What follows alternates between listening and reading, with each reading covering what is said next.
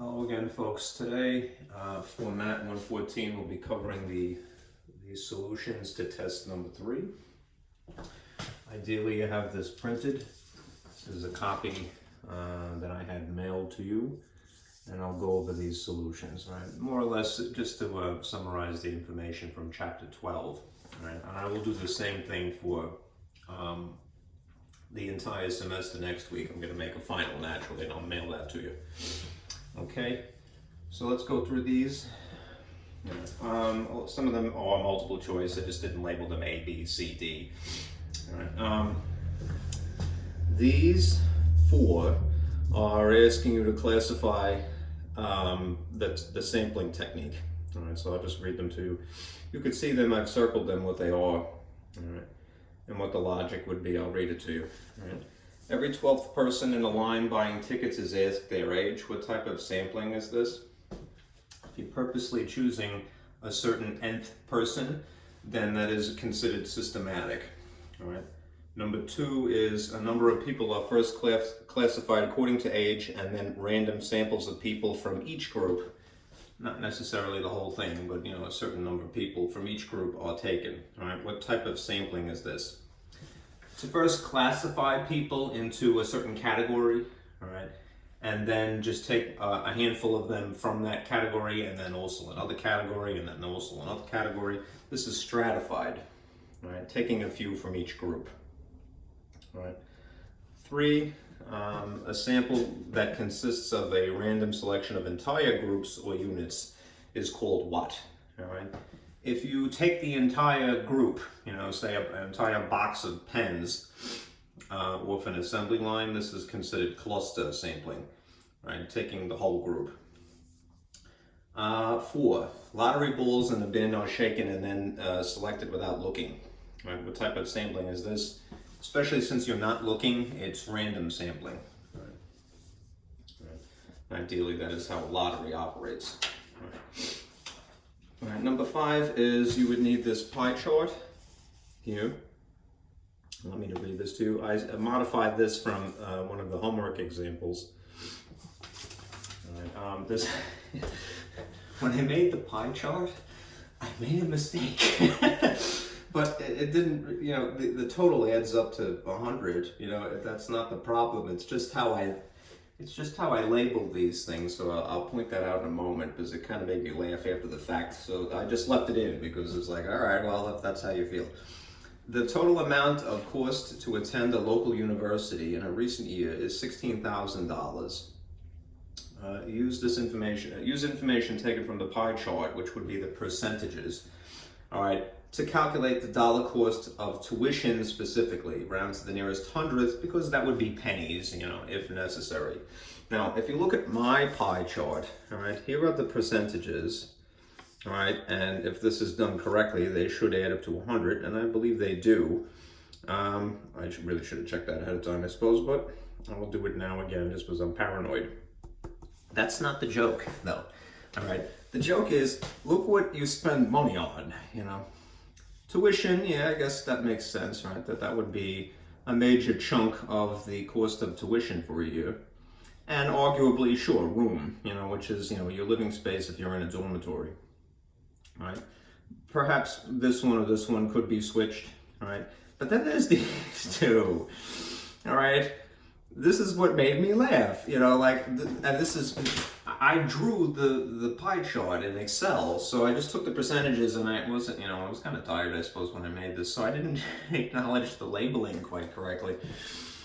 Food is what you don't spend money on. So you go to your 4-year university, and you pay through the nose, for tuition, room, and as far as board is concerned, which is what food is, right? Your meal plan, it's not factored in. Technology, that's where the money's at, right? Here, 25% of your college cost of tuition is through technology, but food, screw that. Who needs to eat, right? That just made me laugh. So I figured, you know what? It's not hurting anything, so I'll leave it there. All right? Anyhow. Let me do this problem here.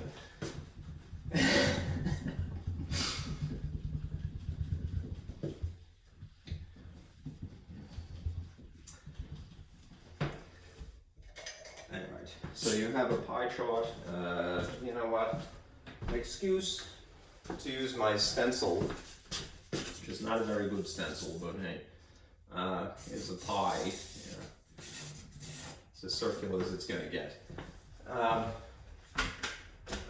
What do you want for something made from an old pizza box? Yeah. I have to save my money for my food, you know. If that's the center, this is the way this is divvied up here. Almost a little more than a third, 35%. And there is this 6.7%. And here's a quarter nearly, 24.4%. And 33.9%. Okay. Now the colors that were associated with these, and what we're interested in really is tuition. All right, tuition is this particular pie wedge. All right, so just to cut to the chase, we would be using this number. All right, this number is 33.9% of the total. Right, is what? If the total is expressed as a dollar value and it is $16,000, all right, then what you can do is use this as an example to translate as from what is verbal to what is purely mathematic, right? I always like to teach how to translate word problems because this is a perfect example for that reason. For that purpose. Let me just put this away before it falls. All right. The word of is times. All right. The word is equals. And the question of what, you know, you could just put X or N or whatever number. All right. When it comes to a percentage, you have two choices. You could make them into something that is purely a decimal. Yes, there's a decimal in it already, but it's a percent. And you need to make it purely a decimal, or you could make it a fraction. Which I would say there is an advantage to making this a fraction if you are given a number that has zeros in it. The reason being that this would be 33.9 sitting on top of 100.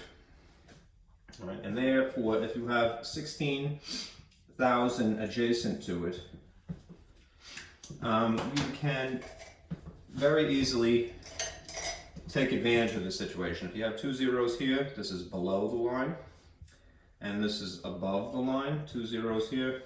The real number is just 33.9 times 160, right? Which even that you can trim down. This has 1 0 remaining in it, which means that your decimal point is going to scoot over one place, right? And then it's just 339 times 16, right? This is if you're doing it by hand, which I understand most people probably wouldn't bother, all right? Let's see, 54. You use your calculator naturally, but I'm just obsessed here. 23, 2, 20. We'll see how accurate I am, all right? 9, 3, 3. 4, all right, 12, 4, 5, all right. So this should be 5,424. Okay. All right. That is the percentage of the total expressed as a dollar value. All right. Now to verify, 16,000 times 0.339 is if you were using a decimal, right?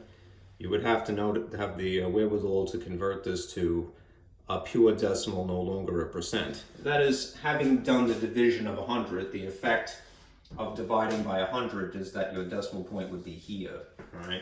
Then you could knock that off. All right. Anyhow, what do you get? The correct amount, 5,424. I'm reading it backwards.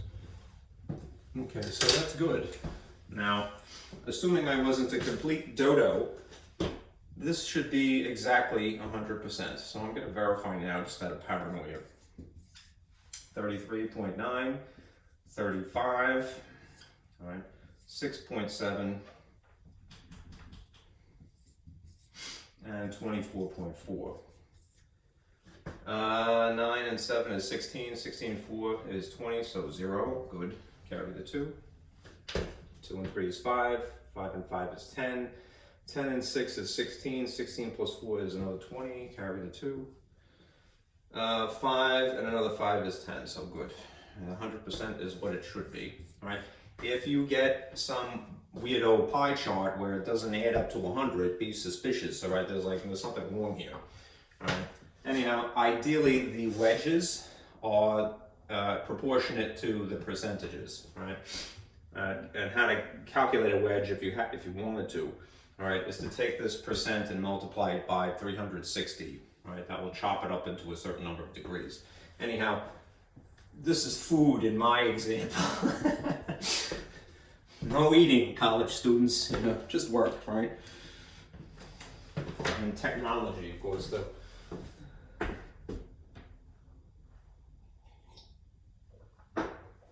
need water.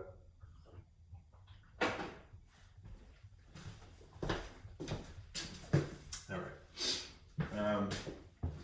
Get that out of the way.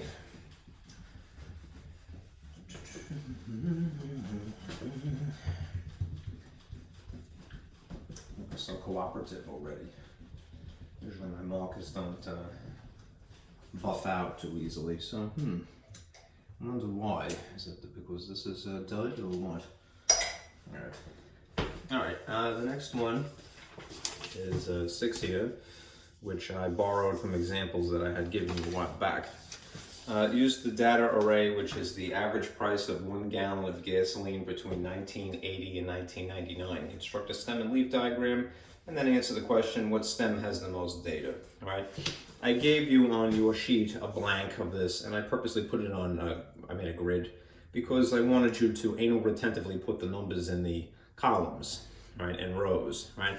Makes it nice and neat, and that makes it easier to answer the question of, well, which has the most data.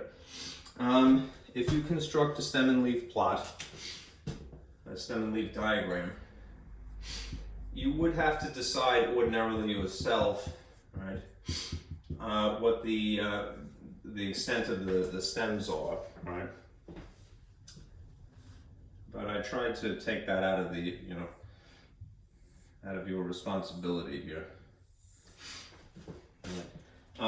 If you stare at this array, which I have crossed out, the reason that there are slashes through this is because for the sake of my not, losing my place, as I was adding information to the diagram here, I crossed it out so it was covered. Anyhow, this is 90 cents, this is 86 cents, and so forth. This is 111 cents, technically $1.11 is what we would say. And this is 117, this is $1.17. But if you look at it from the perspective of pennies rather than a fraction of $1, you would divvy it up like so, right? 80 cents is the first stem. All right, so 80, 90, 10. The decimals technically would be there, but you don't put them.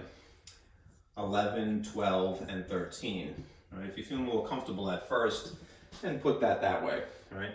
Each one of the columns that follows is something in the that category, if you will. So from 80 to 89, right?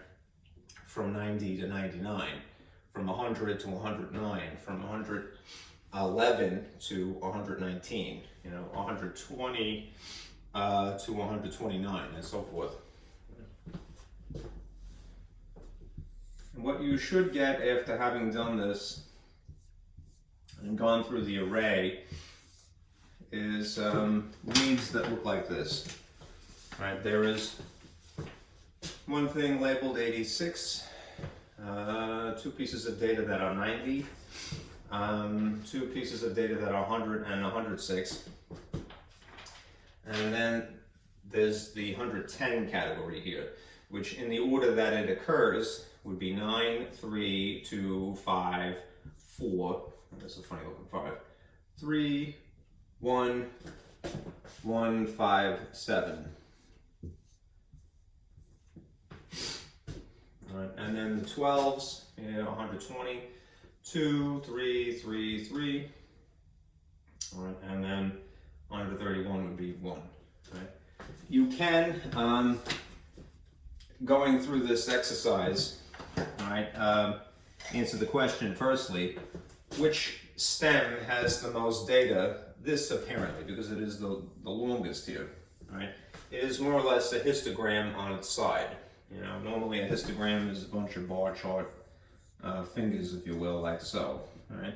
But if you turned it sideways, all right, it would be very much what a stem and leaf diagram would look like. So this is the stem with the most data.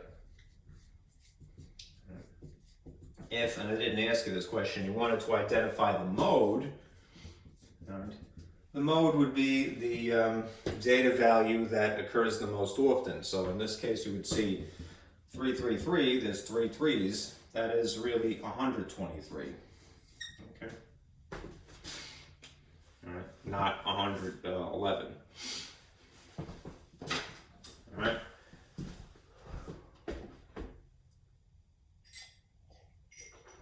All right, moving on. Number 7 is the next page. Using the data array, the number of hours that 50 students spend on homework in an average week. Construct a grouped frequency distribution table, right? Starting with 1 and then ending with 18, divided into 6 classes. All right, I gave you the blank here. I gave an extra column for tally marks because I think that would make it a little bit easier to actually go through the process. All right, it's really the arduous mental exercise, the experience of physically looking at the array and counting things that fit into a certain category. So here's how I would break it up. All right, if I'm telling you you're starting with 1 and ending with 18 and that there have to be 6 categories, 6 classes would be the better phrase, then you would break it up this way. First class is 1 to 3, 4 to 6, 7 to 9, 10 to 12, 13 to 15, and 16 to 18, all right? That's 1, 2, 3, 4, 5, 6, 7, 8, 9, and there's 3 numbers in each of those, right? And this is how you would physically do it. Read from left to right, right, and then cross out to account for it, so you don't have to keep, going back over the same thing, and make a mark here, right? And you count by 5s if you count by tallies, right? The real frequency distribution table is the group or category class, right?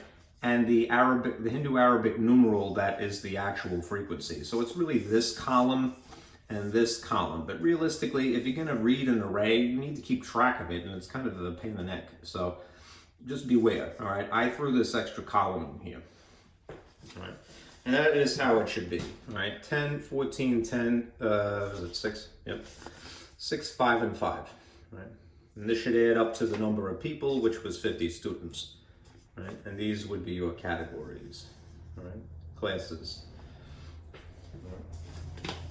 Now, when you go to the next page, I take you through some formulas that we had discussed, and you actually construct a histogram. Now, here's what you might do, right?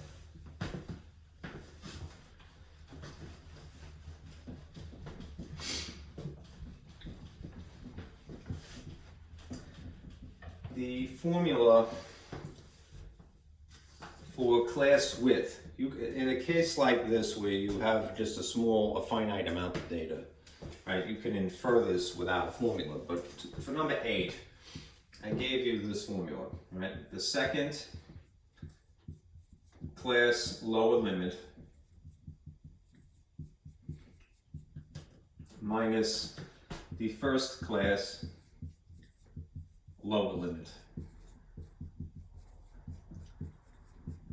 All right. This will calculate the class width. All right. And this should be consistent, remember.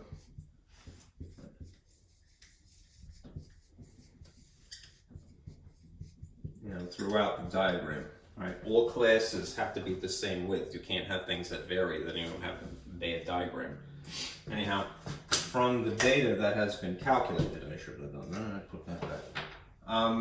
The second class lower limit is 4, right? Because if you have something going from 1 to 3 is the first one, and then 4 to 6 is the second one.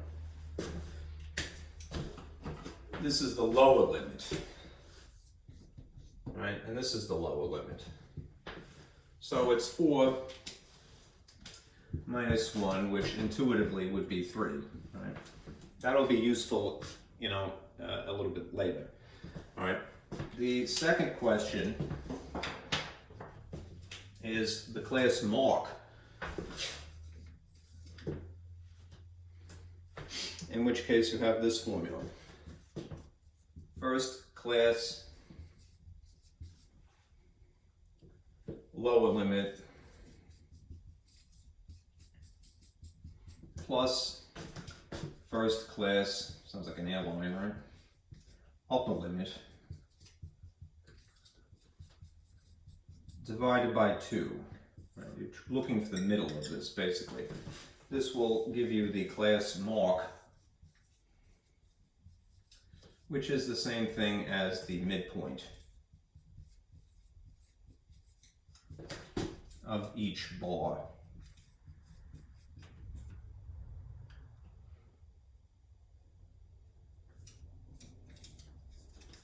Later on, you'll use it to calculate that, basically, right? If you take the first class, because it's the smallest numbers, right, ideally, the first class lower limit again is 1, and you add it to the first class upper limit, now you're using 3 here, right? You would naturally get 4, and 4 divided by 2 is 2. This is the midpoint of the first bar in your histogram. Now, what you could do if you don't want to count arduously, right, is use these two pieces of information and the established classes, right, to get the subsequent midpoints. Right? If you had to draw a picture, and I wanted you to do it just one time, you would take advantage of that. Right. So let me just free up the space here.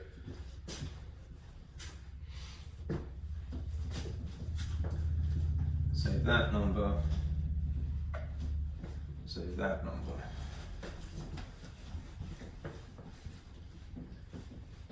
Okay. Let's see.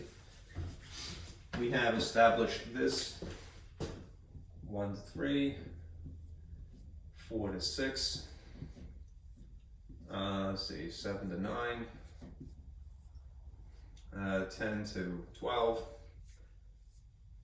let's see, 13 to 15, and 16 to 18. These are all 6 classes.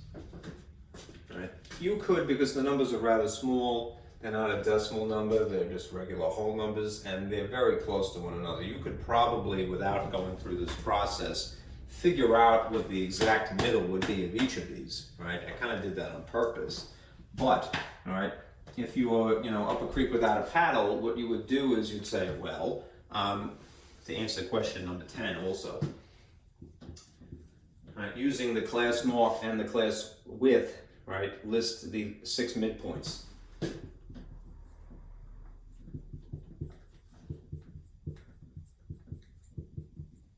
Of each histogram bar. Okay, so the first one, the second one, the third one, the fourth one, the fifth one, the sixth one.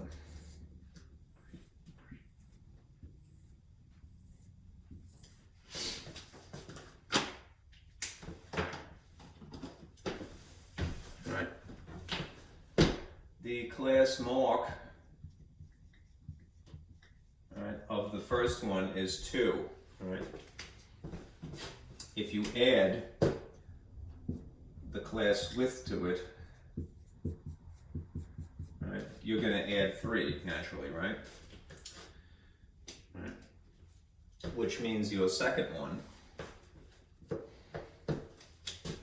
is going to be 5. Right? That is now the midpoint. Right? You're taking advantage of how wide the bars are to go from one to the next, to the next, to the next, to the next, to the next. Right? And you would keep adding class width. Right? So with class widths plus 3, all right, gives you the next one. All right, 8. Right? And then you would add 3 again.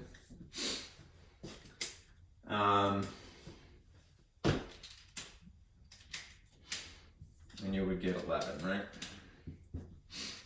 And you add 3 again.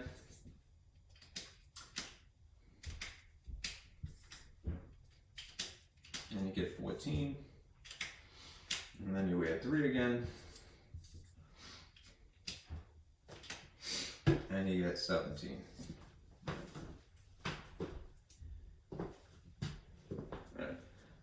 The reason I would bother you with doing that is you could kind of treat these numbers as though they were an x coordinate. They technically are, right? But nobody would bother calling them that. It just makes drawing the histogram a little bit easier, right? If you think that this is being an x value and a y value. 2, 5, 8, 11, 14, and 17, right?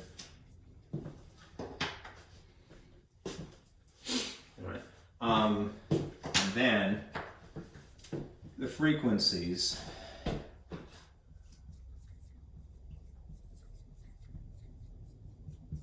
would be something like a y value.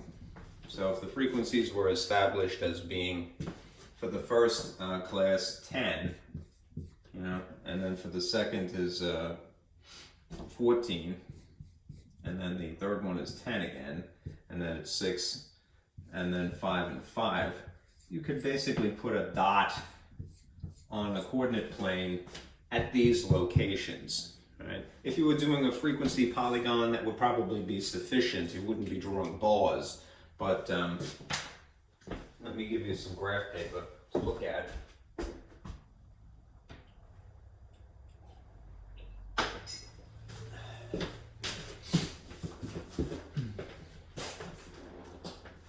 Try not to obscure this too much. If I was a little bit more strategic, I would have put it over here. On the sheet that I gave you,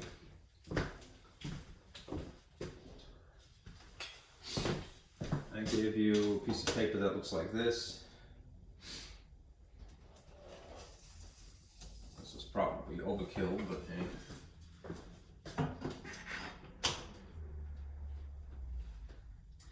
Here we are in basically quadrant 1.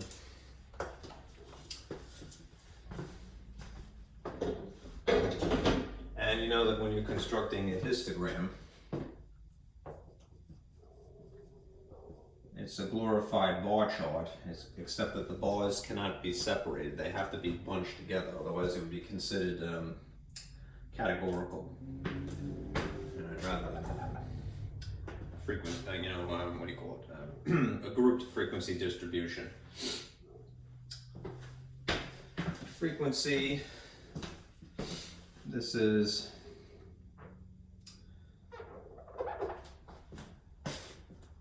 the classes basically are listed here. And the frequencies are listed here. This is normally a Y, this is normally an X, right?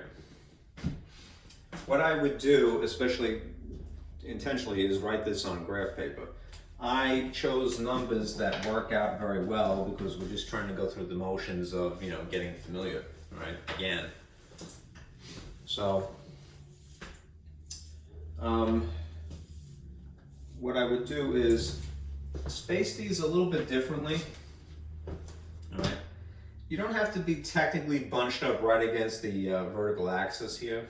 A lot of times, especially if you were drawing a frequency polygon, you'd probably leave that much space, right? But if you're just doing a histogram, you can go right to the edge here.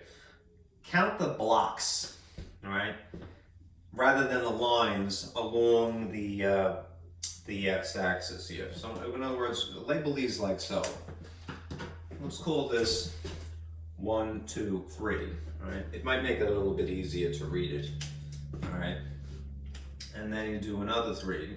All right, 4, 5, 6, and then another 3, and then another 3, and another 3, and another 3.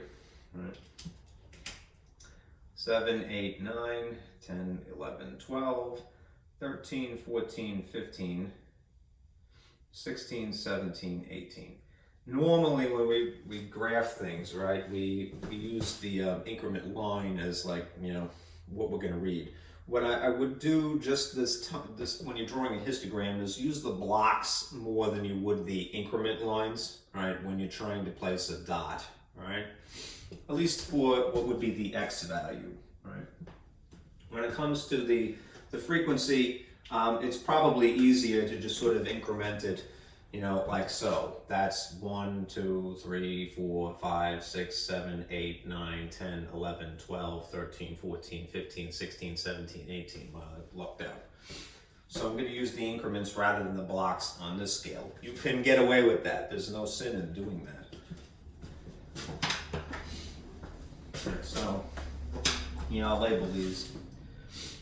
1, 2, 3, 4, 5, 6, 7, 8, 9, 10, 11, 12, 13, 14, 15, 16, 17, and 18. Okay.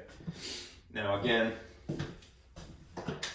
if, I'll put it here just not to have to keep moving this. If you want to, just for your own sake, think of these in tandem as being like a coordinate to 10. Let's see, 5, 14, 8, 10, all right, 11, 6, and 14, 5, and 17, 5. It'll make it a little bit easier to draw the diagram. Right? This is incidentally, you know, in reference to problem 11. All right. I had suggested now using each of these 6 midpoints as something of an x-coordinate in tandem with each frequency as something of a y-coordinate. Draw the histogram. The width of each of the bars would naturally stretch between the lower limit, all right, and the upper limit, right, of the same class. All right. So I'm using the lines as basically the boundary, right, between one bar and the next. All right. And I'm using the blocks in this case. Just to sort of count, right, regular numbers. Normally if you've ever done any graphing, you know that it's normally these increments down here that you count as a 1 or 2 and so forth, but I think the blocks will be a little bit easier to use.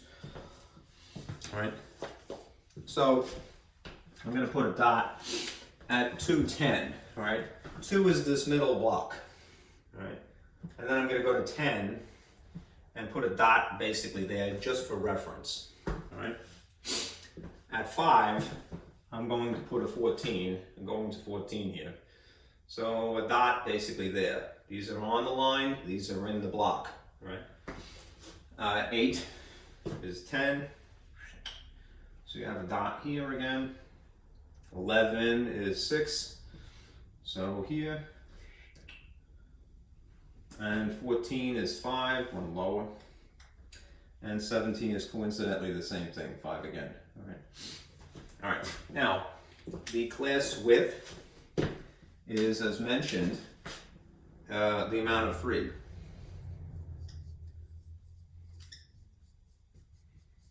All right. So you can put a line like that. That's 3 blocks wide, right? And then this is 3 blocks wide, and this is 3 blocks wide, and that is 3 blocks wide, and so is this, and so is this, right? And then it's just a matter of, you know, drawing the vertical lines to make it look like a bar chart. So I'm going to try to do this as neatly as possible. And though I'm sad to say it looks a little bit like a middle finger. Just setting a bad example for the kids here. and there's your histogram. Right? You could shade it. I mean, I'm inclined to do this myself. Do alternating herringbone here to make it look like distinct bars.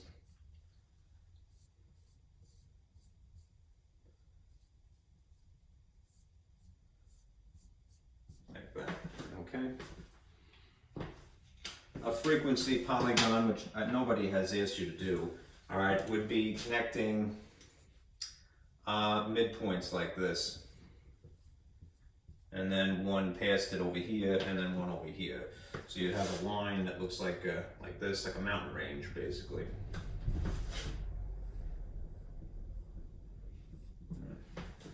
And that would be a frequency polygon.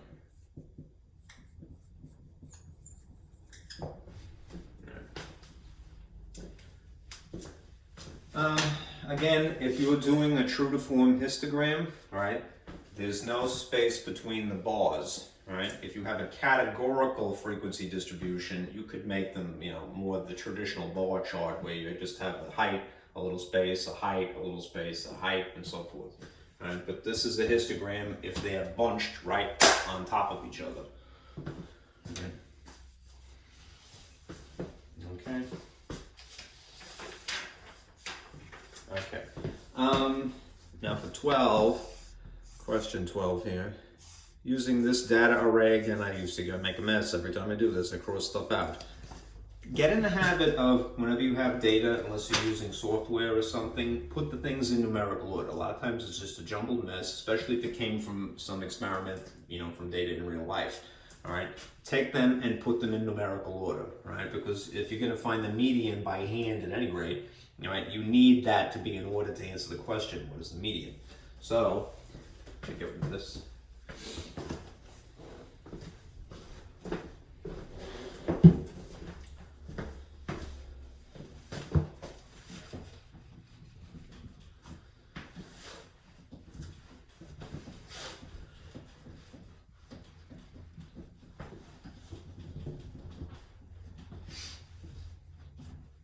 So 12.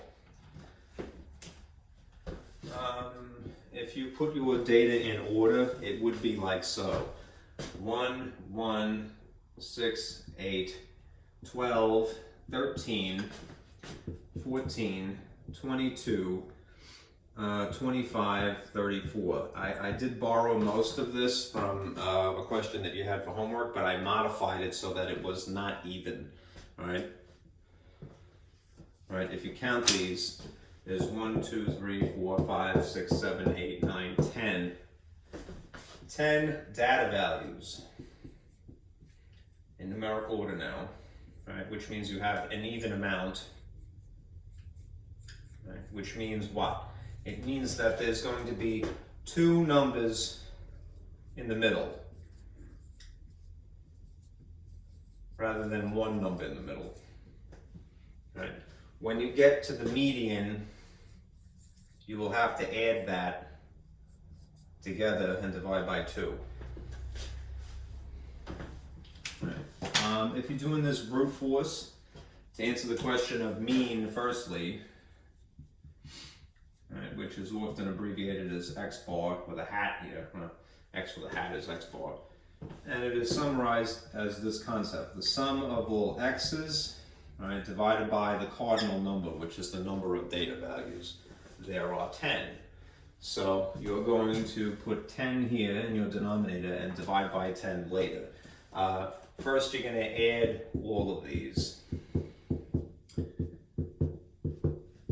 All right, and because I threw in an extra data value, again, this is not going to be the same answer as the problem from the homework that I sort of glommed it from.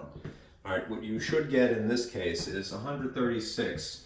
All right, if you add 1 to 1, 2. That is 8, 8 and 8 is 16, 16 and 12 is 28, right? 28 plus 3 is 31 plus another 1 is 41. 41 plus this is 55, 55. That's gotta be way off, right? Let's see. 77, maybe not. 77, let's say 12. All right, 102. No, it is right. How about that? All right, 136. Okay. So you have the sum of 136. If you divide this by this, you get what is traditionally thought of as the average, right? We have types of averages. This is really just technically one, even if we call it that. And so this is 13.6, right? That's your mean, right? Boy, you're so mean. All right. Now, if you're going to get the median, remember, you need to have these in order first, which is why, again, I would get in the habit of doing that automatically. And acknowledge that there's an even number of data, there's 10 of these values, so there's going to be two things in the middle rather than just one, right? Let's see, right? What is exactly midway? The fifth and the sixth one. So 1, 2, 3, 4, 5, 6, right? These two are in the middle, all right? So you would take 13 plus 14 and divide by 2 to get exactly in between. You could probably infer, what is exactly halfway in between 13 and 14 as long as you're familiar with decimals, right? 13.5, all right? Logically, right? Unless I miscounted. 1, 2, 3, 4, 5. Yeah, sorry. Shame on me. It's these two, right? 1, 2, 3, 4. 1, 2, 3, 4. It's nice and even, right? So 12 and 13, sorry. All right, so halfway between 12 and 13 is what? 12.5, right? It's 25 divided by 2, and that is 12.5 for the median. The question of mode is easy, right? As long as there is an obvious thing that is repeated, right? And it's not in competition with anything else. What is the repeater here? It's just 1. So your mode, I feel like some kind of like a mechanic, from the South, right? Get her done, can't get your mode on.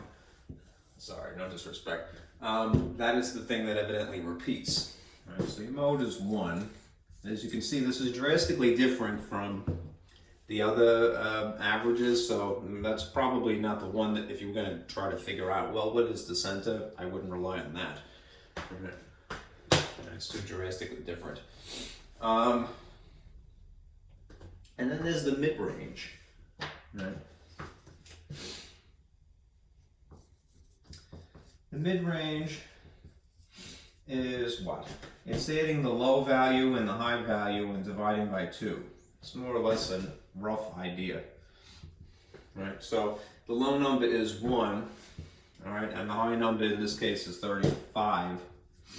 So this is 36 divided by 2. So your mid-range would be 18 in this case. No, I'm inventing a number, sorry, 34. Dopey. Right. So you're going to divide by 2.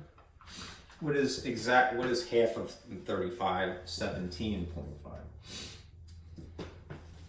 Okay. All right. That seems a little bit more reasonable, even though people tend not to rely on this too much. Those are your 4 types of averages. Right? Beware, when it comes to mode, there are weird situations where you have 2 numbers that repeat exactly the same amount, and then you would call it bimodal, right? And then there's a situation where you have, maybe 3 things that repeat in the same amount, and at that point, most people say there's no mode. Or the situation where nothing repeats, and then you just say there's no mode in that case either. Okay. All right.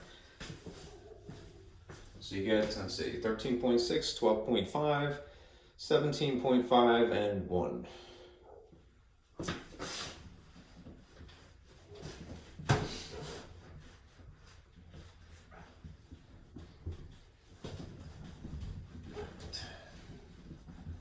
Let me get a sip of water here.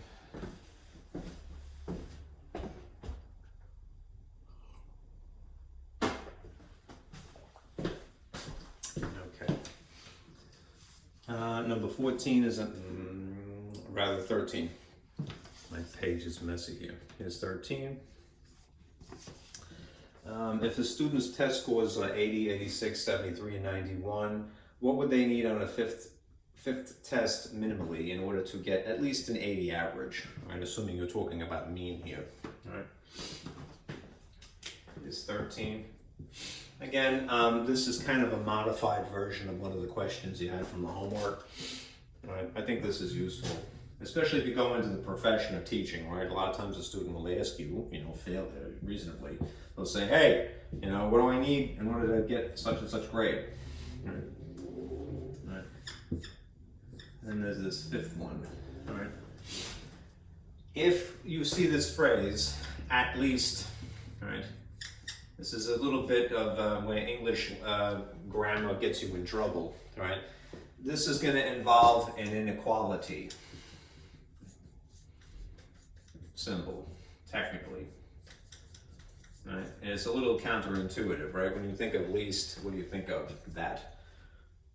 All right. If something is at least, though, that changes the meaning. Right? At least changes it backwards. Right? So you're actually going to have something oriented like so. Right? Meaning that you want something equal to that or potentially greater. Another way of saying at least is this, right?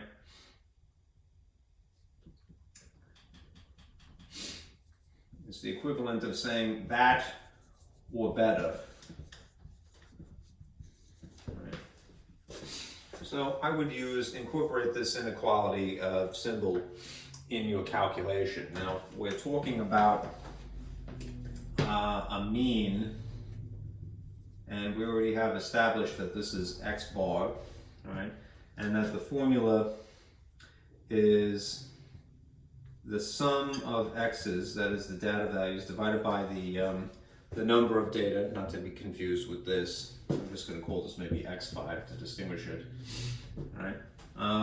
That's the cardinal number, right? What we want is something that is described as being an 80 or better, all right?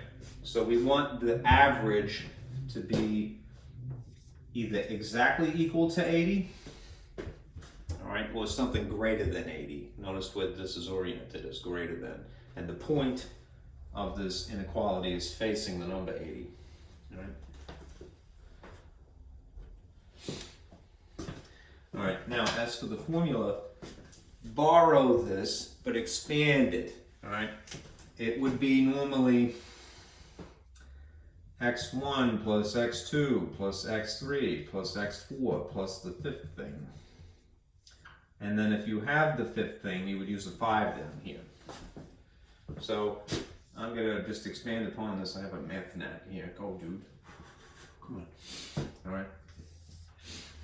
Write these numbers in place of the x's. All right. So you would add 80 to 86. All right, plus 73, plus 91, plus this mysterious fifth thing. So you just leave that as x. All right, and then you put a 5 here because you divided by 5 instead of 4. All right, is greater than or equal to 80. This mean, this average, whatever it turns out to be, would in theory have to be exactly 80 or bigger if I want it to be at least 80, all right, for an average. If you add, you could crunch now, all right? Whatever values you have, simplify them down to one figure rather than a sum of 4 figures. Right? Which means that you have what in this case? 330, I believe, is it? I'm gonna get it real quick.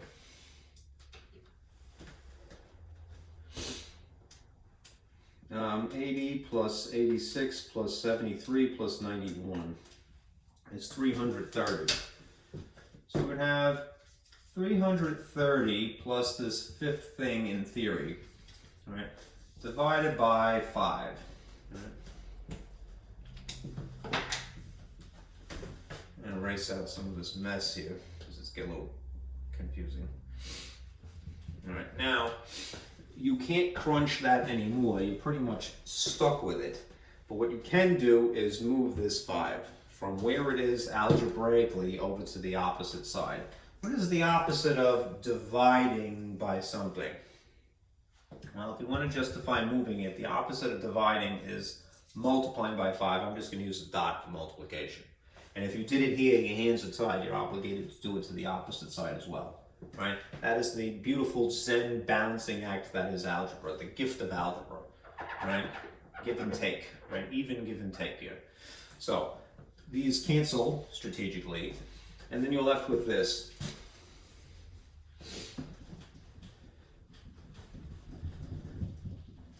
You're left with 330 plus x, the fifth thing, is greater than or equal to 80 plus 5, times 5. Right? And we're still working on this algebraically. What is 8 times 5? 40, right? So 40 with an extra 0. So 400. If you're going to solve for this hypothetical fifth test, you would have to now move 330 from where it was over to the opposite side, again via opposite operations. What is the opposite of adding? This is a positive 330. Subtracting 330. Again, we're balancing by performing opposite operations here. Something minus itself, whatever it is, cancels. Right?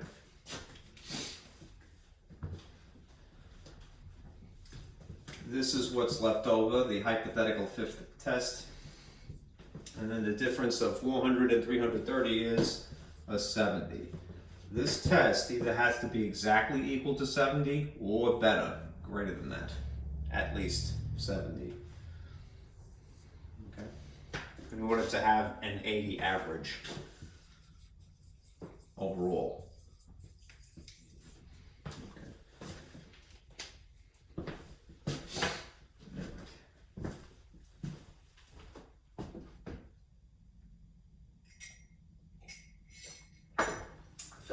Lockjaw. All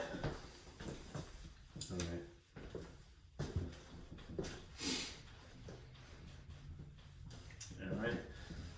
Next one. This I noticed, even though it was in the textbook, was not in your homework at all. All right. Percentile rank and quartiles. So I still feel it would be, a worthy use of our time, so I included it in this test here. All right. Here's 14. Right, here's another data array, and I already took the liberty of putting it in order. Using the data array, number of months an employee stays at a job, their job, right? And the formula given, which is the percentile rank formula. Right? What would be the percentile rank of a person quoted at 36 months? All right, round to the nearest whole percent if necessary. Now what you see, I have to unfortunately duplicate it here, is this.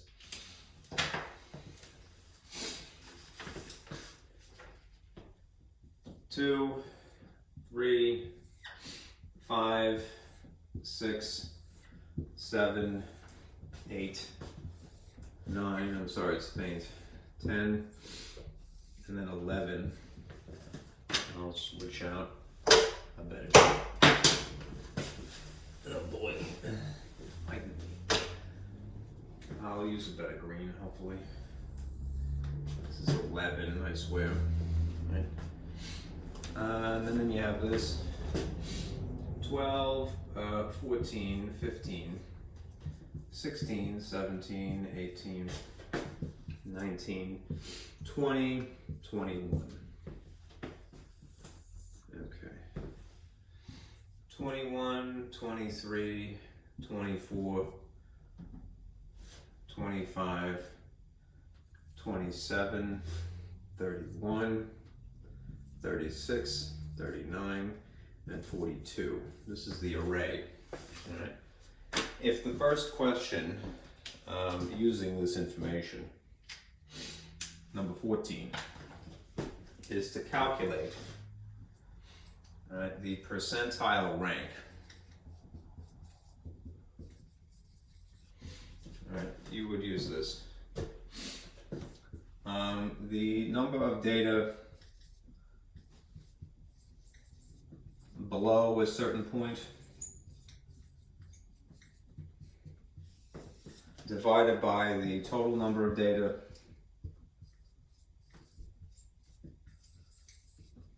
and then to make it look like a percent multiplied by 100. You're making a ratio, which is a decimal, right?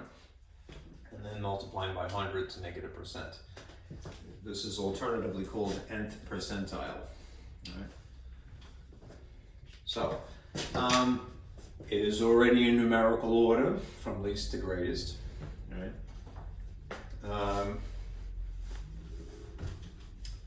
Let's see. And if a person is quoted at being 36 months at work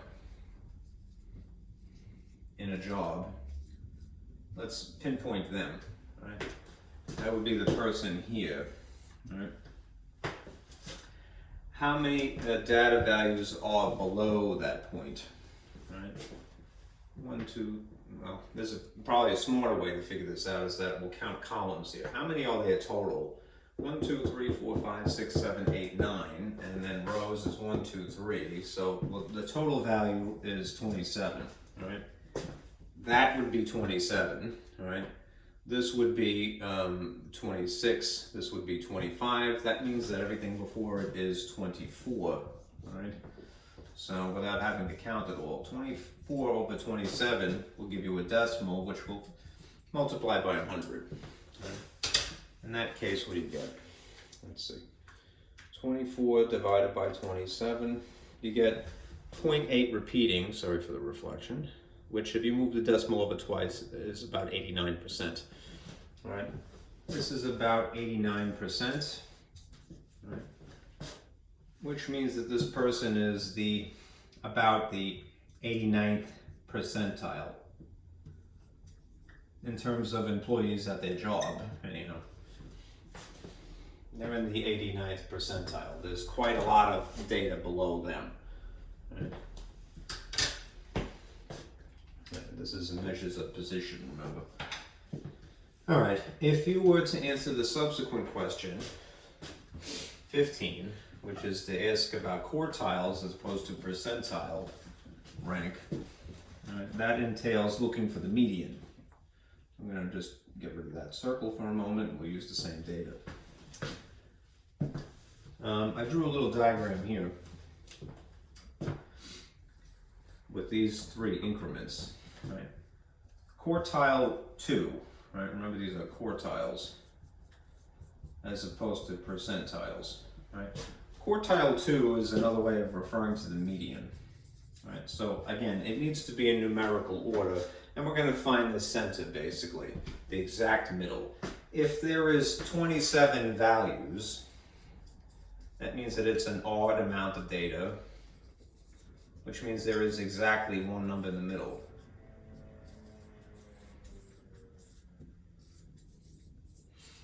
Okay, how would we pinpoint that? Well, strategically, if it's 27, let's cut it in half, right? 27 in half would be what number, right? 1, and that goes into that 6 times, no, 5 times, no, 3 times, dopey. So 13 and a half, right, which is decimal. We don't have decimals, all right? It should be the 14th thing. Right? What does it mean? It means that there's 13 things before the median and 13 things after it. So 13 plus 1 is the 14th, another way of rounding this. And then 13 should appear after it. So let's count to the 14th thing, and then that is quartile 2. This is 9, right? 1, 2, 3, 4, 5, 6, 7, 8, 9. 10, 11, 12, 13, 14. That is the quartile 2. All right. The quartile 1 would be everything from this cutoff here backward. All right. So we're going to again look for the middle value. We're talking about 13 values here. All right. It's the median of this range of stuff, these data values. All right. So again, if you think about it, it's an odd number. Now we're thinking of 13, it's an odd value, so there's going to be exactly one middle again. All right. Divide by 2, this is 6.5. So in theory should be the 7th thing, right? Think about it this way. It'd be 6 plus 1 and then another 6, right? The 7th thing right? So 1, 2, 3, 4, 5, 6, 7, right? That is quartile 1. Okay. And then we look for quartile 3. We already know that it is 13 things, right? So from this cutoff here, all right, we're going to count 7 forward, right? 1, 2, 3, 4, 5, 6, 7, all right? 24, right? 9, 17, and 24 respectively are quartile 1, quartile 2, otherwise known as the true median, and then quartile 3. Okay.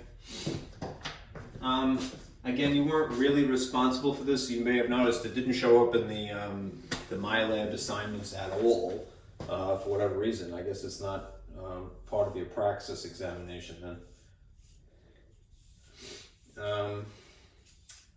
But right, it's still useful to know. Right?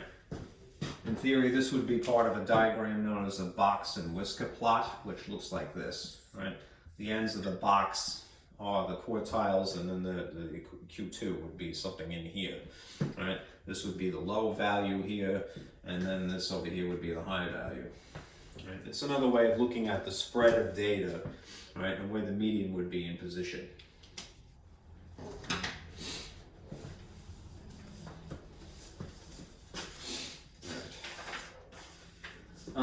Then we get to the point where I would employ your calculator.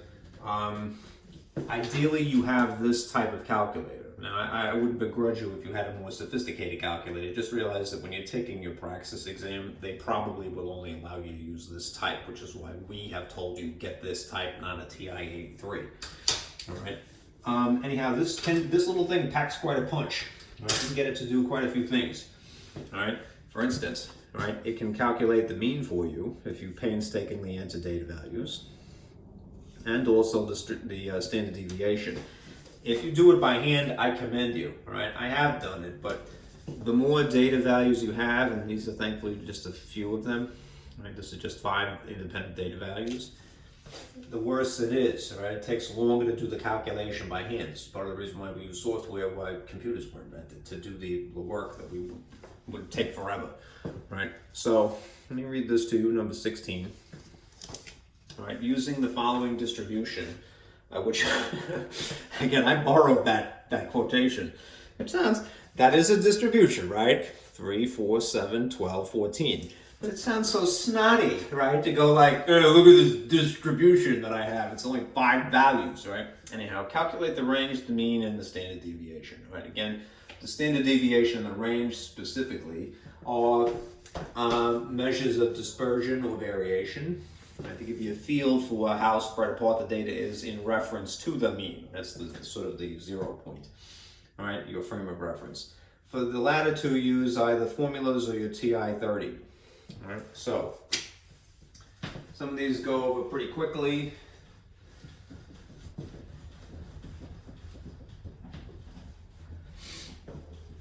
And some are not so quick.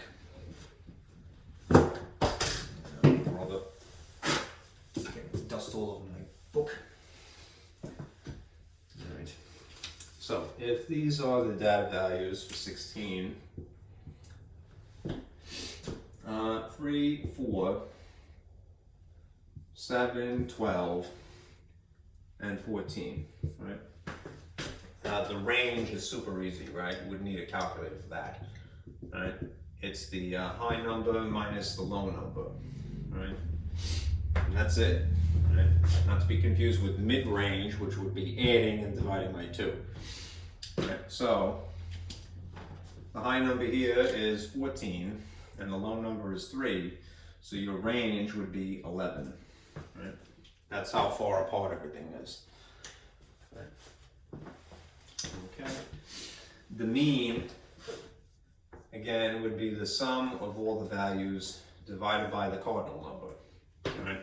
So in this case, it's not too bad because you just have these small numbers. 3 plus 4 is 7. 7 plus 7 is 14. 14 plus 12 is 26. And 26 plus 14 is 40. So 40 divided by 1, 2, 3, 4, 5 means that your average is 8. Right? Again, in terms of standard deviation, which is this elegant calculation here, right? This is kind of an average unto itself, right? But this is what it entails doing. Subtracting each of the unique data values from by the mean, which means that you're going to get some negative numbers and you need to get some positive numbers. To circumvent a cancellation effect when you're adding, squaring is employed, right? And then you would divide by n minus 1, the cardinal number, minus 1, to make it a sample, right, rather than a population. So 1 less, right? Anyhow, what you would get, and I'll show you how to do this with your calculator, is approximately an S value, a standard deviation of 4.85. What this essentially means is that this is basically the average distance.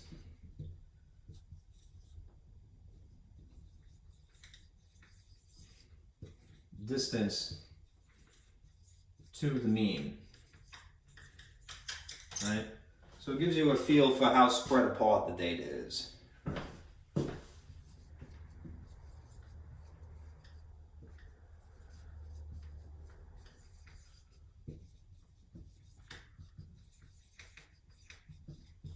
Right? This is basically the average distance to the mean, which is why you use the mean as more or less the 0 point. It's like everything is compared this way or this way in relation to it. All right, now, how to calculate it without having to go through this, which again, I commend you if you did it. All right, use your calculator. All right. Now, if you have the TI-30, right, and if you've been using it, you need to clear out data, so you would hit the data button. It's basically just these two buttons, data and stat var. So data, you see I have some stuff in here, right? Hit second and data, and then scroll over to the end where it says clear, right, and then hit enter, right? Now, when you hit data again, it's blank, right? And if you choose, go backward again. The other two options are 1 variable statistics and 2 variable statistics. If you're just talking about a standard deviation, you just want 1 variable statistic. So you're just going to choose 1, hit enter again. And now again, when you press data, it's just going to be blank X's. No Y value, all right? You might see something for frequency, but that's just to save some time from having to enter the same value over and over again. Anyhow, you're going to painstakingly enter the value. 3 is the first one, right? Here, I'm in the way of it. And then scroll down to past frequency, enter X value 2, which would be 4, right? And then 7, and 12, and 14 as your 5th one, all right? If I go up, I'll just show you what it looks like. X5, sorry for the reflection. 14, up, up, up. 12, 7, 4, 3. Now if you hit stat var, it is already set to 1 variable statistics. It tells you, it verifies the number of data values is 5. X bar is the mean, X bar here, right? 8, which is what we calculated, brute force. All right, and then S adjacent is standard deviation for a sample, which is what we're using. And then that is a lowercase sigma if you wanted a population, which we don't need. So anyhow, this is 4.847, so approximately 6, right? So about approximately 4.85, all right? Again, that is basically the average distance of any of the points to that mean, okay? Some are further than that, some are closer than that, right? 7 is nearly right on top of it, but it's kind of an average, like I said. All right. Now the next thing is more or less a question of theory. All right, here's 2 diagrams of a distribution lump. All right, I can't call it a normal curve because it's not. Let me read this to you. Right? The normal distribution, in the normal distribution, the mean, median, and mode are all the same value and appear at the center of the curve together. That is to say, they would all overlap nicely. They are normal. All right. However, when a distribution curve is either skewed left or skewed right, as you see in the pictures, all right, these values are distinct from each other. Label the diagrams of each value in the proper order from left to right using these three averages. That is mean, median, and mode. All right.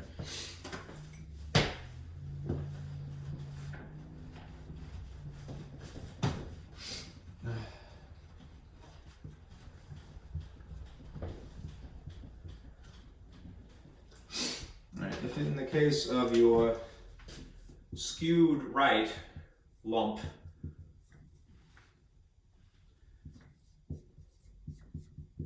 you will see something that looks like this. Here you have a curve, and there's kind of a tail on it.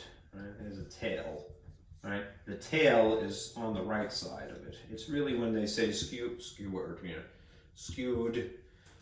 You're skewed. All right, we're skewed. All right. Skewed right is referring to the tail, right? Not the center of the lump here. It's kind of, a little confusing, right?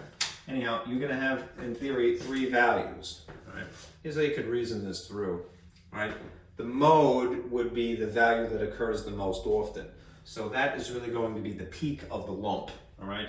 This is the mode, all right? That would be the same thing even in the case of something that is skewed left.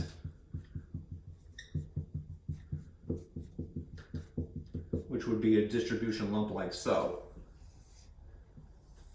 This is where the tail is on the left side.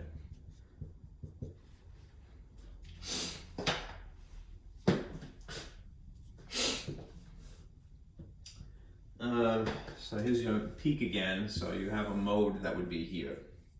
Now the mean and the median would be around it rather than overlapping it when it's skewed one way or skewed the other, right? They're three distinct values instead of basically all the same value. Now in the case of having it skewed right, the reason that it's being pulled right, all right, is because of some, potentially an outlier, right? Some piece of data that is suspiciously large or small, right? In this case, because I'm reading from left to right, would be suspiciously large perhaps, all right? Your median would be here in relation to the mode. So I'm going to just label this X bar. Right. And then the the median would be in between them, right?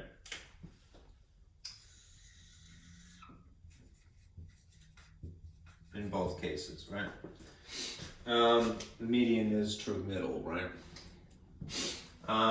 In the case of being skewed left, a suspiciously small data value, perhaps an outlier, not technically, right, would be pulling this tail out, right? So you would have an average here, right, mean. And once you have identified that, you could say the median would be in between these. Okay, so left to right, mode, when you're skewed right, mode, median, mean. Write it here, I'm just kind of lazy. Mean. Right. Mean. Okay. That's sloppy. It's not being German. All right. All right. So, when you're skewed left, mean, median, mode. All right. The easiest one, I think, to identify if you were trying to feel around and reason it through in the dark is the top of the lump implies that's where the mode would be, right? Because it's something that's repeated, right? So if this is a data value, right, it's just a class, of course, but if you think of this as being a sole solitary number that shows up again and again and again, all right, it would be piling up, you know?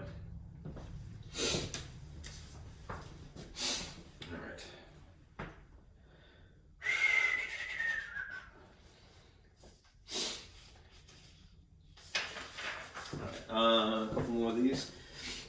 Here's 18. Again, I borrowed this from the homework. I just changed a couple of things around, like I'm sort of implicating the local cable company, right? Because I'm so happy with them.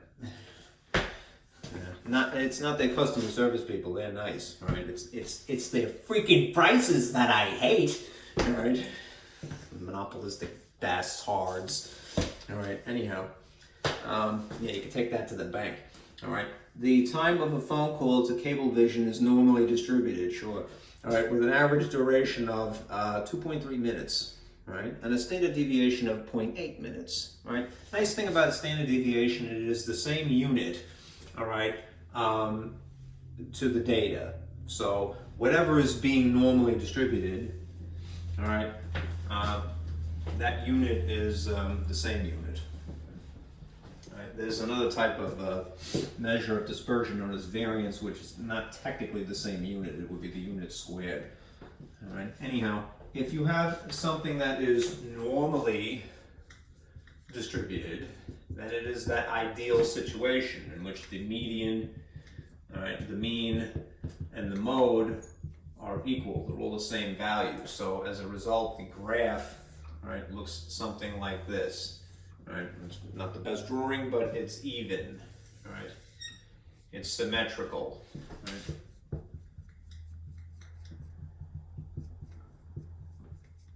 Rather than skewed looking. All right. So when you do a problem like 18, you draw a lump like this, and then you just take the information and you sort of put everything in relation to that number, whatever is unique to the problem. So in this case, if it's quoted to you that the mean is x bar 2.3, just take that value and write 2.3 here, right? Again, this should be, in theory, the center, right, of this lump, right? Now, the other things that are quoted to you, right, are these values. The question is, what percent of the calls and the callers themselves last between 1.3 and 2.8 minutes? Take the number 1.3 and then the number 2.8 and put them on the appropriate sides of the number 2.3. 1.3 naturally would be something smaller than this. So if you read from left to right as we are taught to do, you would have a number that would be here. All right? And then the number 2.8 would be something over here. Right? It doesn't have to be perfect, it just has to be on the right side of the 2.3, right? That's the number, the value for the mean unique to this problem. Right? Now, what we would need to do is, to answer the question of what percent, is basically this train of thought. We need to have a z-score,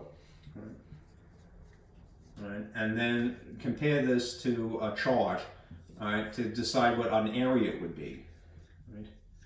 That is a section of this onto this lump, right? And then we can convert that to a percent.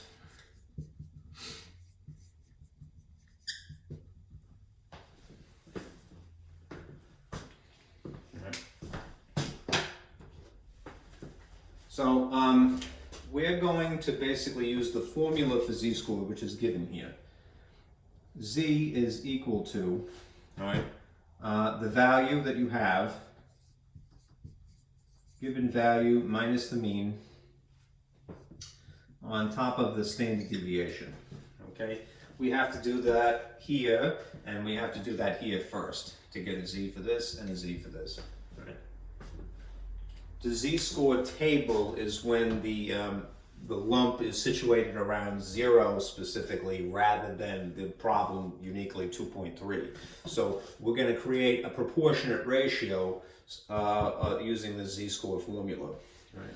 Then we can compare that, get an area, and then convert that to a percent to answer the question. Right? If this is a percent between 1.3 and 2.8 minutes, visually, what does that mean? It means that in terms of an area, we're trying to calculate the area of this much of the lump. Right? This is the boundary and this is the boundary. Okay. Yeah, I'm getting into a Harlequin sort of pattern here.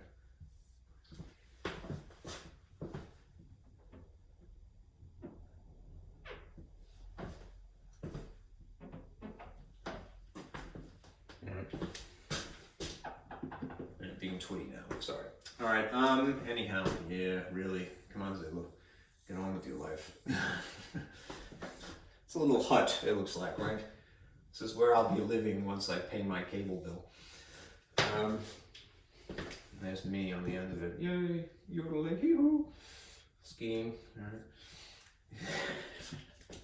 Slowly losing my mind, right? We're pretending to talk to people for 6 or 7 months now, so forgive me. I'm sorry. Again, I just don't like being ripped off. Anyhow, we're going to do this calculation twice. All right, and we're going to get a z-score for each of these things. So the value given minus the average over the standard deviation. If the standard deviation is 0.8, I'm going to put that here and here. All right, and if the mean is 2.3, I should know that already. All right, then in one instance we may get a negative value, in the other instance maybe a positive value. All right, depends on really the arrangement of this.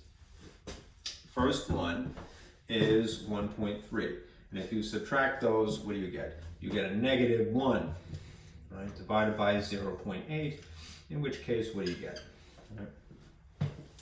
All right. Well, negative 1.25. 1.25, that's a z-score. Save that, we're going to use a reference table in a moment. Right? 2.8. 2.8 minus 2.3 is a positive, right? 0.5 divided by 0.8. In this instance, what do you get? You get a slightly more longer number, right? 0.625, right? Don't be deterred, right? You could just estimate, right, when you're reading your table, right? So negative 1.25 and, put it here. Negative 1.25 for the sake of clarity. And in this instance, positive 0.625. Right. We now need to compare these calculated proportionate values, right, to the z-score table, which I included in this this packet for the test number 3. All right, so you're going to go looking at negative 1, 0.2, and then scroll over to where you see the column headings are the hundredths place, right? So negative 1.25 is this area, right? 0.1056 it looks like, right? Yes. Okay. So, following this train of thought again, this is an area, and the area is 0.1065. Okay. Good. All right, when you get to this one, due to the nature of this calculation producing a thousandths place, I can't talk because I'm cold, right? What you could do is you could be very, very anal retentive, which again in math world no one would complain about, they'd commend you for. Or you could sort of round. Here's what I did personally, and this is perhaps overkill, all right? I looked at the z-score table, I'll point to it. On the positive side, because this is a positive number, and I got the area for two things and then sort of averaged the two of them. All right, bear with me. All right. If you look at the table here, for 0.6, all right, look what you get, all right? It only goes so far as the hundredths place, not the thousandths place. So here's 0.6, right? We can go to 0.62, right, which would be here, or 0.63, which would be maybe a lazy rounding. Look what you get. You get two different areas here because there's no thousandths place. 0.7324 or 0.7357, right? Since this is 0.625, one would have to figure that the value that we're looking for is exactly in between the two quoted values. So if you could just divide those two, find the difference and divide by 2 and then add it to either one or subtract it from the other, all right, you could figure out what it is. I'm going to write this here to show you what I mean. right? 0.7324, and then on the other side of it would be 0.7357. I did this when I was performing the homework, right? I did the homework problems that you guys do, all right? And I did get the correct answers, but I feel guilty to even tell you to do it because it is kind of anal retentive. But again, statistics, you would be commended for that. So anyhow, this value that is 0.62 and this value from 0.63 would be that and that respectively.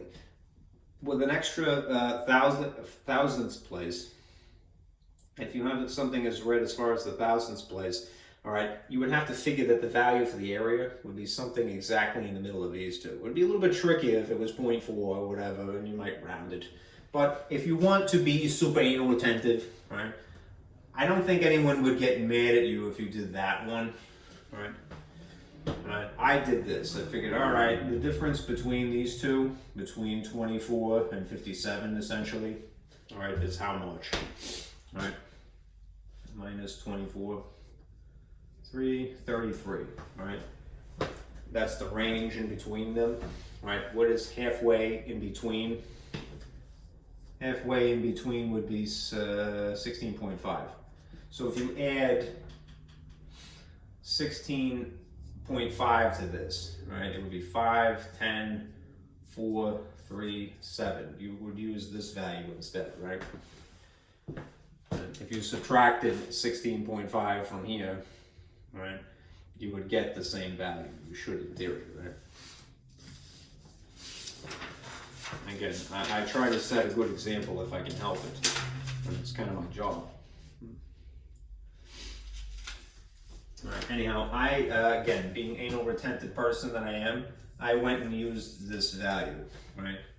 I don't think anyone would fault you if you went with the higher number because you would have to round up anyway, right? Right. So, I went with this. Now, as I said, you get your z-scores, right? And then you get your areas, and then you have to do one extra calculation. If you're trying to figure out the area between, all right, because the z-scores are read from left, this is where you start always, right, from left to right, right, in theory there's going to be an overlap, all right, of areas. So what you end up with doing is this.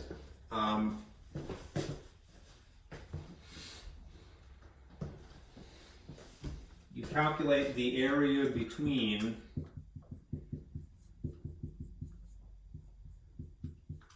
by subtracting a larger area by a smaller area. All right. What do I mean by that? Basically, the first z-score area is the space from here to here. This is the area that you might call the smaller area. Just going from this starting point, wherever it is, into infinity, up to there. All right? Then there is a larger area. The larger area would be in the same starting point, but as far as 2.8 instead, right? So you would have, in theory, this entire area, and then you would subtract out this smaller area, this little chunk, if you will, right? And that is the calculation. So if this is the superanal retentive, ultra precise area for 0.28, all right, 0.73405, and I'm being, again, very anal here. I would use that as the larger area. It is a large number, as you can see.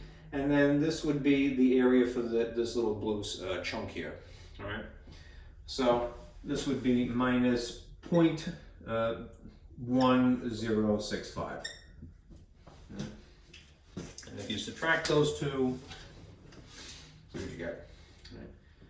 0.73405 minus 0.1065. You would get this, right? 0.6, is that 5? 62755.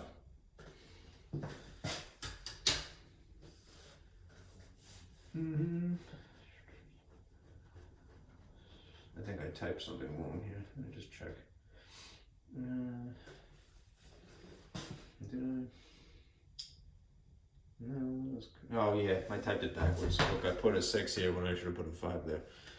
Yeah, sorry. Point. Yeah. It's a 56 you ding dong, right? Sorry. 56 is from reading things backwards again on the computer. Alright. So, double check, double check, double check.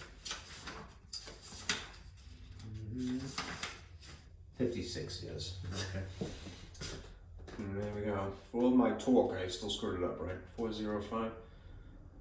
Minus 0.1056. Right. Yes. And you would get that, right? 0.62842. 45 rather, sorry. Just to write it. I need the space.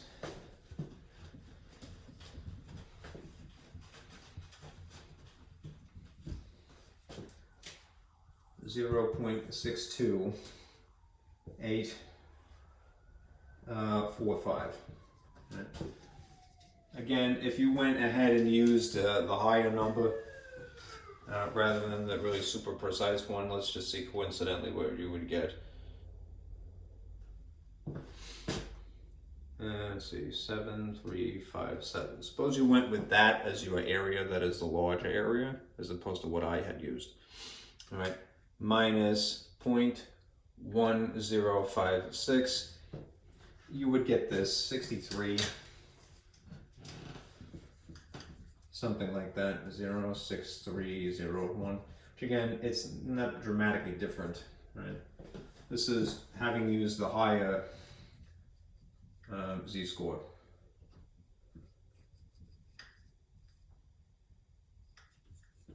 Okay.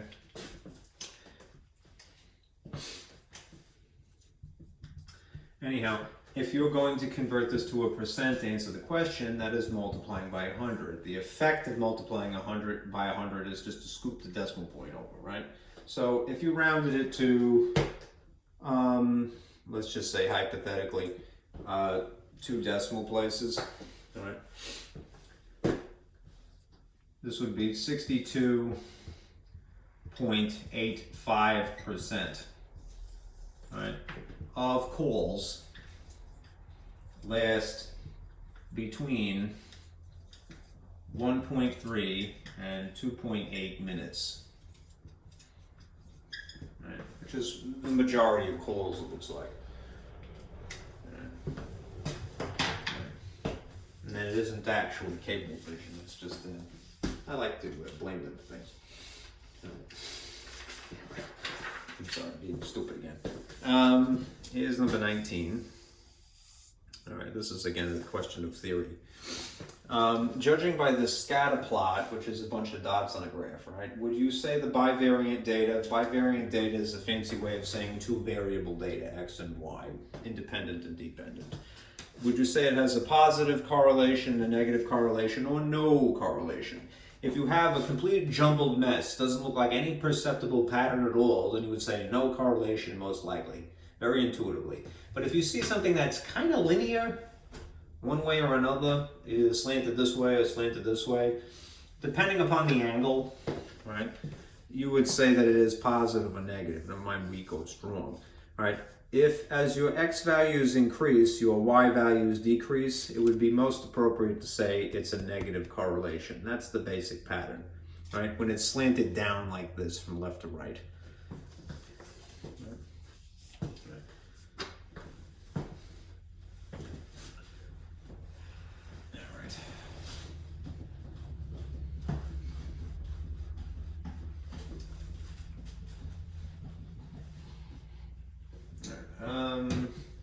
Last question, and this is where I would definitely encourage you to use your calculator.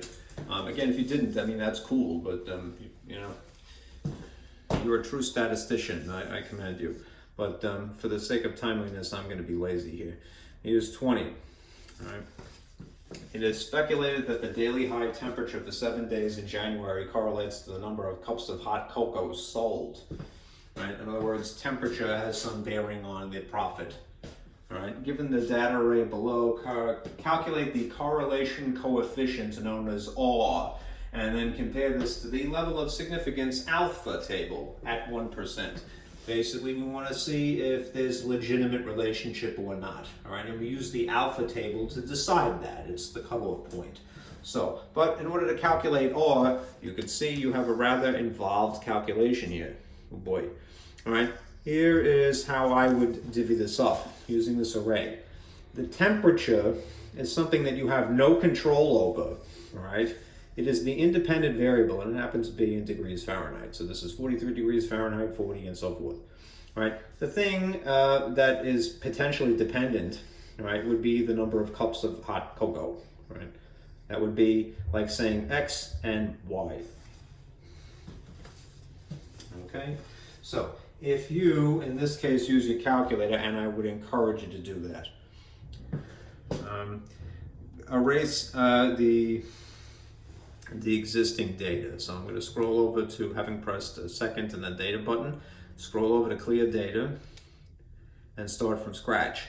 Go back to the this stat button here. Choose two variable statistics in this case. Right? And what you will see when you hit data now is that you have not just an X value, but a Y value. Right? The X's for us are degrees of Fahrenheit. The Y's for us will be the number of cups of cocoa. So what you will painstakingly do, it is a chore in and of itself truly, is enter these Fahrenheit temperatures as X's, enter these cups of cocoa as your Y's. 43, 37, 40, humor me while I do this, 46, 21, 59, you do have to be conscientious while you're doing it. Don't get distracted as I often do. 50, 30, 56, 37, 49 in tandem, and 15 and 63. Now I'm just going to scroll through them again. There's 7 days, all right, of data, right? So this is the last one, 63 for the Y value, all right? 63, 15, X, all right? 49 for Y, 37 for X, all right? 56 and 30, 50 and 29, 59 and 21, 46 and 40, 37 and 43. All right. If you take the time to do that much, it will reward you. All right. Because what you will do now is you will hit stat bar, right, and you see that it gives you much of the same information one variable statistics would give you, which is the number of data values, 7 in tandem, right? The average, if you want the mean, you can get the standard deviation as well for samples or populations. What we want in this problem is off screen here, so I'm going to scroll past this, past the sum, and these other things. And here we have what we want. You see you have A, B, and R. R is what we're after. The linear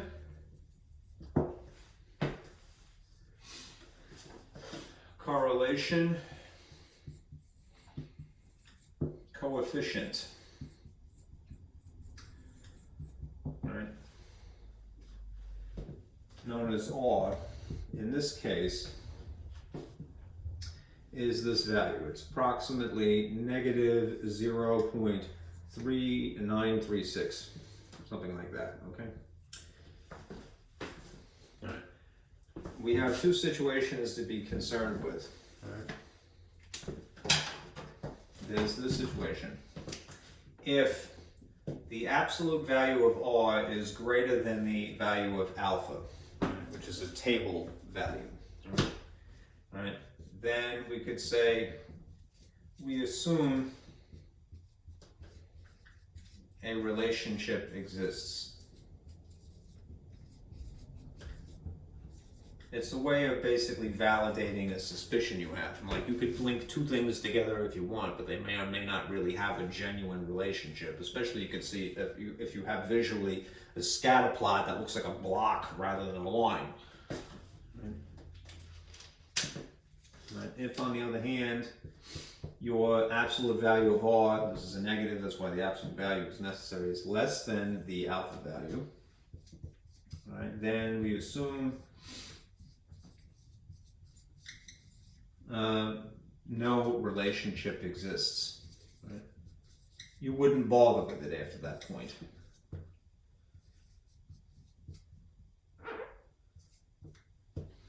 Okay, so we are going to look at a table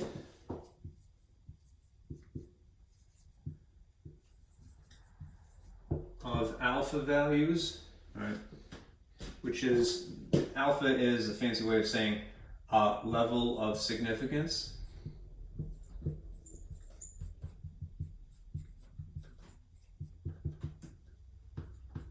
All right, for a number of data. All right, and we're going to do it also in this case at 1%, 0.01. Right? Right. If you have something that is in fact that there's a relationship at 1%, you would say that there's only a 1% chance that they're not related. So that means that conversely, there is a 99% chance that they would be related. All right. All right. Anyhow, so if this is, in our situation here, the absolute value of this is 0.936. We need to compare this to an alpha. All right. I included that table here, right, because I could fit it. Right. Here's your alpha table, level of significance at 0.05 and at 0.01 for 7 data values, pairs really. All right, what is it at 7, right? At also at this column of 0.01, 1%. 0.875, right? So if this is 0.875, right, you'd have to ask yourself, what is the relationship of this magnitude to this magnitude? Is this greater or less than this, right? It would be greater. And since it is greater, then we say, okay, then we're going to assume that there is in fact a relationship that exists, right? And if there is a relationship, then you would try to have a line to describe how the data behave and use it in theory to predict, all right, beyond, to either interpolate or to extrapolate more data.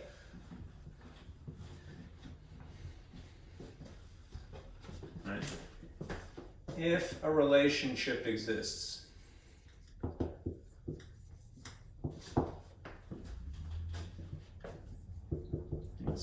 right? We want an equation to use to predict more data. That is without having to measure, right? This is known as the line of best fit, right? If we're talking about a linear relationship, right? Now, normally the line is y equals mx plus b, right? But in our case,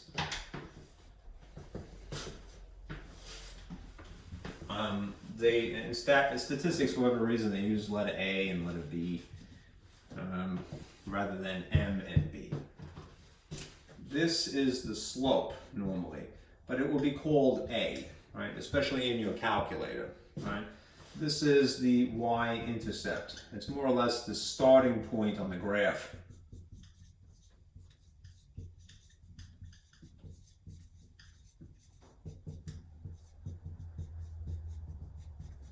Right? It's on the y-axis. All right? It's still called B, thankfully. Because it worked out that the R value was greater than the absolute value of R was greater than the alpha value that is related at 1%, all right, there is a relationship, we're going to say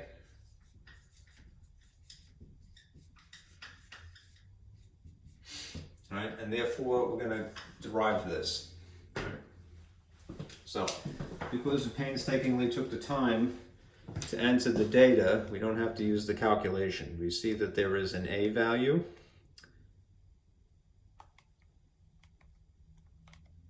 and there's our R value from before. All right. A, this is your slope, which you will just round it to say potentially 0.80. And it's negative. Right? A is negative 0.80. Right? And the B value is positive 76.098 is approximately 76.10. 76.10. Right, to the hundredth place to the hundredth place. Okay, so you have this formula. Y is equal to this times that coefficient, right, of negative 8. All right, and then add that. This literally means that the starting point would be the coordinate about 0.76. You put a dot on the graph. All right, and this is the slope. That would be the pitch of the line. If the slope is negative, that confirms that the data is related in a negative correlation. Right? It's pitched down the line. You use a line of best fit, again, to predict more data. Not really responsible for this, but ideally it would be data beyond what is measured. So if it is data beyond, all right, there's a word for that, extrapolating. Right? If you want data in between, there's a word for that. Right? That would be interpolating. That is a data value that exists between data, but you didn't actually measure it. Okay. All right. That is it, I believe. All right. And that should be your equation. Okay. All right. Take the time to do that if you want practice. Right? I'm going to make a final exam as I would do normally. Right? I'm not going to collect it from you. I'm just going to give it to you to summarize all of the information. What I really want you to do is have the experience, do your homework. This is why you're here. Right? It's more important. Right? I think I've been saying this to this class and my other class for a while now. The world is upside down. Right? So what is important? Experience is important, and that you get from doing your homework. So please do that. All right. I will make the other resources for you. All right, just so you have something to you can keep it as a practice test if you want when you're preparing to take your actual exam. All right, your praxis exam. Okay. So good luck out there, and I'll talk to you next week. On Monday, we're not gonna have class because if you look at the calendar here, all right. I just labeled this as a catch-up day. I will have the final exam for you by the 16th. Most likely I'll mail it to you on at least Tuesday. If not Tuesday, then on 16. And then I'll shoot a video that describes how to go to the solutions, and then that's it. Okay? So just like I said, finish your homework for those of you who, no, actually we're already past that point, aren't we? Right? 1 or 2 people. All right? Just make sure you do your work, okay? All right? And then that's it. All right? All right? Be careful out there.